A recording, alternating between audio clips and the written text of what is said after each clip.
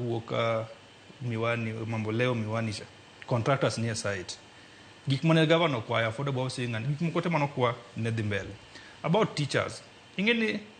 mwalimu wacho kare kech ko wacho ni mwalimu by training ni ok ber ka president rado gi jopuonje to kadho jotendgi ma NTSC to ingeni agenda mar president en bottom up ni chako gi piny kasi bire diere ka kasi di malo mane bottom up and again sama jopuonjo ng'anyo jonyuol ok blame ga TSC blame president ruto dak chul jopuonje ruto dak timango nono sama jopuonjo ng'anyo sama problem ni school kaka sani nche wan gi problem mag CBC and challenges mathin ingene jok blame ga TSC kata jo nat kata jo kupet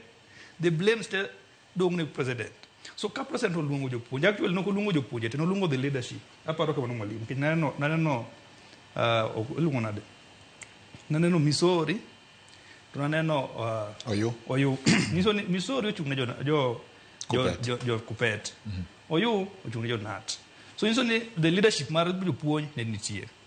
and then tiene nyaka gik mane gi sai napani mwalimu wacho na kach koro kanya wuoyo on their behalf but onego wang'e what was the outcome mar meeting no mane onego discuss ka kech meetings mosebedie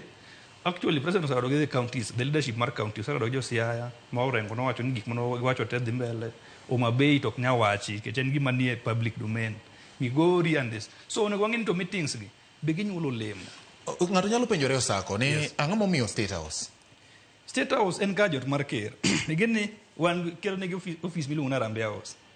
mane kama chiko yiene time gige ma official maja kama odak ma chiko nyise ni koro in kiwuok e state kiwuok e Rambe House serado gi setimo gige ma official to the State House kanyo be nitie